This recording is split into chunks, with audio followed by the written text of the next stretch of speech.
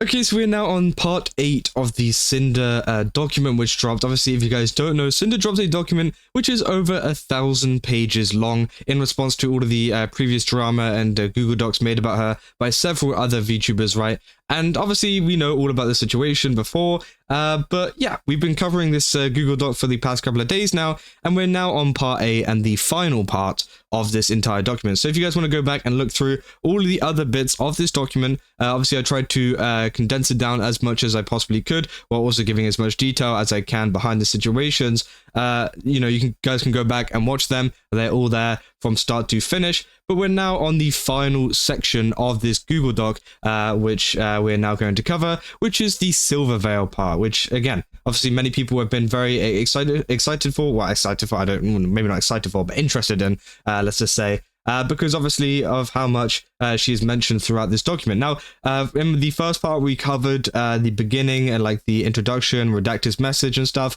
and her apology and taking accountability, as well as where she plans to move forwards. That is the very first video we made on this in terms of this document in particular. And obviously, we went our way through each individual page of this to, break down exactly what is going on.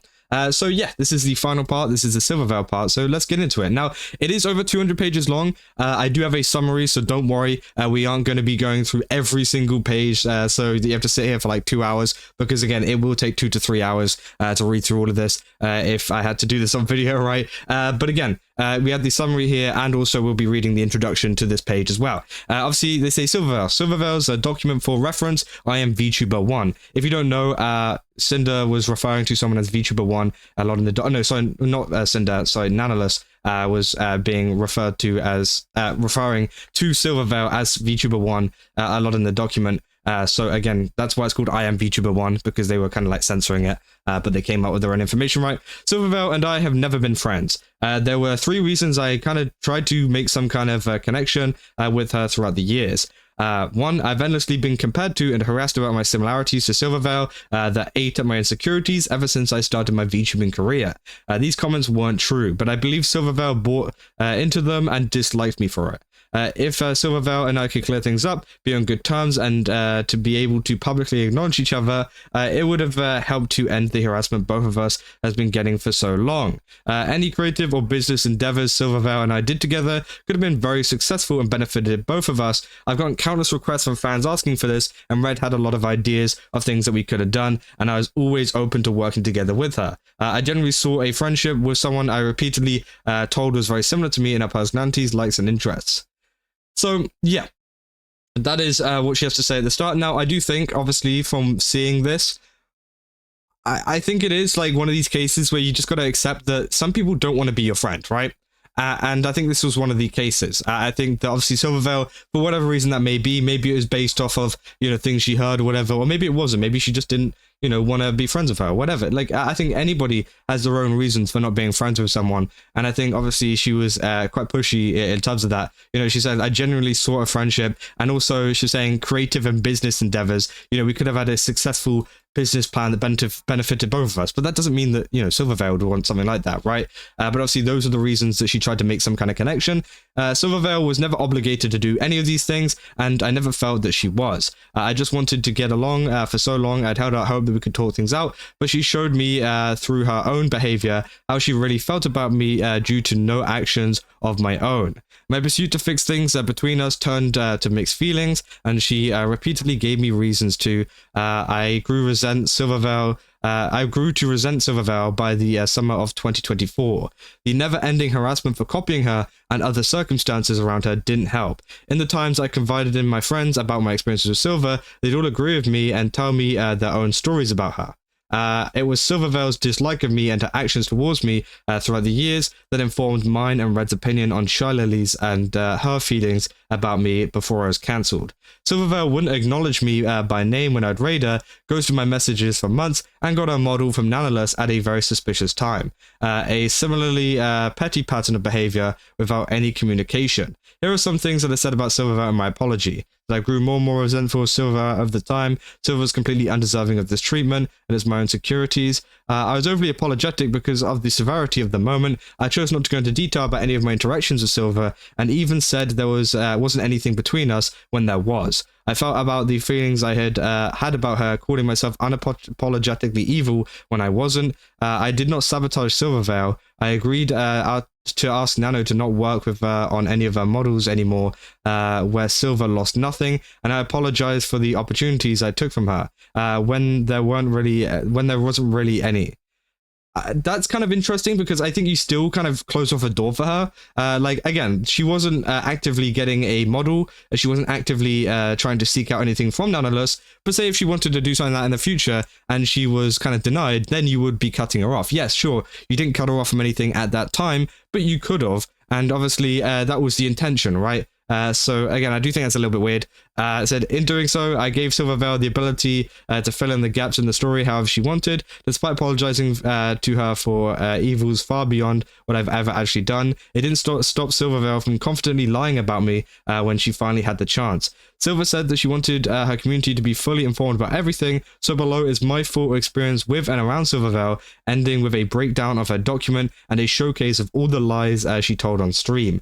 Throughout the start of the timeline, I'll place the screenshots of Red's retellings of events to Nano from May 2023 to show her that that he wasn't lying to her. They were all highlighted with a blue border, like his commentary. That conversation is also included below, just like it was in Nano's section of this document. So again, as you can see, there is a lot of screenshots and stuff, and the document link will be down there if you guys want to go read it in more detail and look at all of the messages that were sent between them, right? But here is essentially what happened throughout the document. Obviously, they state that they've been endlessly compared and harassed about, the similarities to Silvervale since starting her career and causing intense insecurities. Cinder believed that Silvervale disliked them due to these comparisons. Cinder claims that they repeatedly tried to connect with them to end harassment, obviously, pursue successful creative business endeavors and find a genuine friendship. Cinder felt like Silvervale's behavior, including not acknowledging her, obviously led them to the pursuit into resentment by mid-2024, which obviously we all read. Obviously, then we go on to Cinder denies copying Silvervale's concept. Obviously, it addresses some of the claims made by Silvervale, stating that their original design was a cherry blossom wolf girl, which was scrapped after Silvervale's design was revealed. Cinder also explains that the name Cinder was a combination of sin and cinder, unrelated to silver. So obviously, they say Cinder admits it was a mistake to use the hashtag Cindervale tag, which looked like a shipping tag on fan art. They clarify they immediately deleted the post after Silvervale messaged them directly and accused Silvervale of lying about details to make Cinder sound manipulative in Silvervale's public narrative.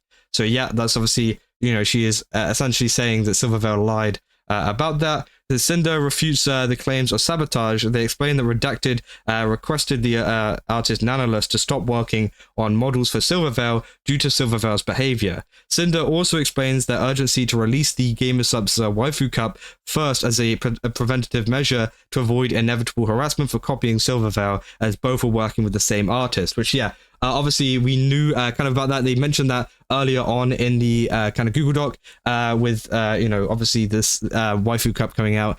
She actually moved it forwards so that obviously she could get it out before Silvervale so that she didn't get any kind of copying kind of claims. Because again, you would get that if you were to release it right afterwards. You get me? And then obviously we go into the conclusion, and it says Cinder concludes that Silvervale is a master emotional manipulator who egregiously lied directly to our audience through crocodile tears to gain support.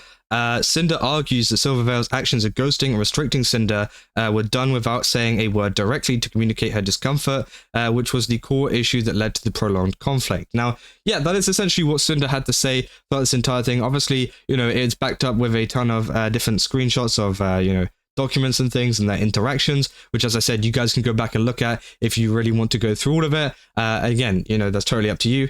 And obviously as well, we got the conclusion right at the very end of this document where she does, go into more detail about the fact that, obviously she thinks that she's like a master emotional manipulator here. She says, Silvervale claims she was very direct with me when she wasn't, so let me be direct with you.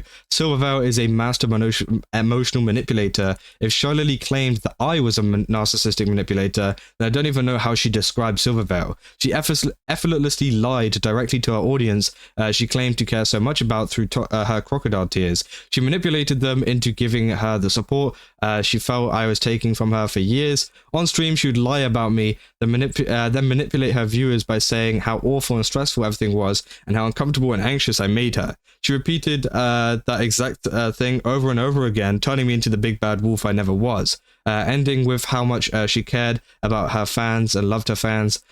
She manipulated the majority of her mod team against me, and even emotionally manipulated one of her mods for the sin of trying their best to help her out with something she asked for help with. Silver couldn't take accountability for her own actions towards me and lied about them to everyone when I was already down. Silver had to lie about me, about everything she experienced with me, because if she told the truth, it would show her being at fault, not me. So yeah, obviously, that's how Cinder feels about the situation there. So Silver resented me for what she saw as me trying to use her, stealing her viewers and mods from her. Now, again, I do think this is a very complicated issue, right? Obviously, there's some speculation as well that they put there of like copying and things too, which I think was also there.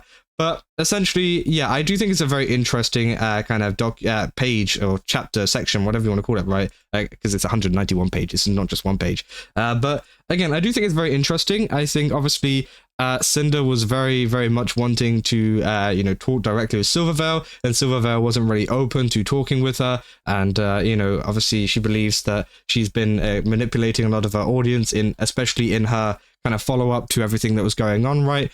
Which I can understand. Obviously, yes, maybe she was exaggerating a lot of things, and I think as the situation as a whole, I don't think anybody is like entirely innocent here, right? I don't think anybody in this document, no, not really. I maybe like one or two, but again, I think that, for example, like shylily obviously did some bad things apparently. Obviously nanoless apparently did some bad things too. Nanoless was one of the big ones with, the kind of changing of the screenshots and things to make her look even more innocent than she was, kind of getting rid of the bits where she talked about exclusivity and everything like that. I think that also, obviously shows that she wasn't exactly innocent either, right? But also Cinder isn't innocent either. I think that obviously she was a bad friend to a lot of her friends. And I think that obviously things like this, for example, wanting to be so close with Silvervale and even bringing up the reasons as like creative and business endeavors, obviously that just kind of proves exactly what she's about and what her kind of mindset is, which is